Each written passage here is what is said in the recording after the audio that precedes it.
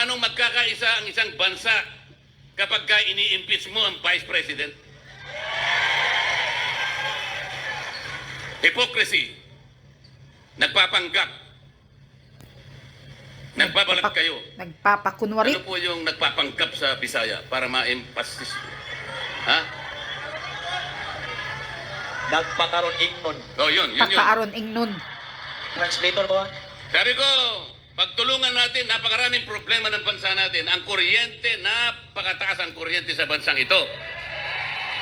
10 bills, power bills ang ipinail ko. Wala kahit isa ang dininig sa committee.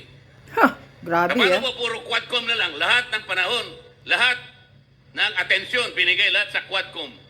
Wala nang panahon para dinggin yung mga panukalang batas na makakabuti sa tao.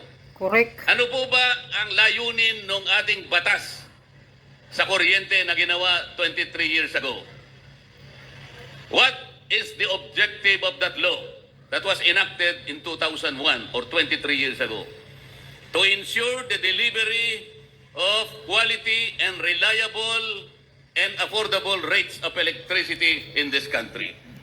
So pag sinabi mong secure and reliable, walang brownout. Pag Correct. sinabi mong affordable, abot kaya. Abot kaya. Sa Bisaya, barato. O yan, nakita nyo naman. Hindi mo alam yun, Senador Philip Salvador.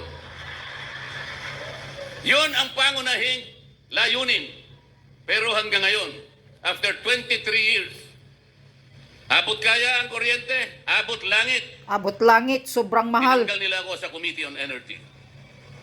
Pag sinasabi ko, walang hustisya ang ginagawa natin, you are not following the rule of law, tinanggal nila ako sa Justice Committee. Kasi i-impeach nila yung Vice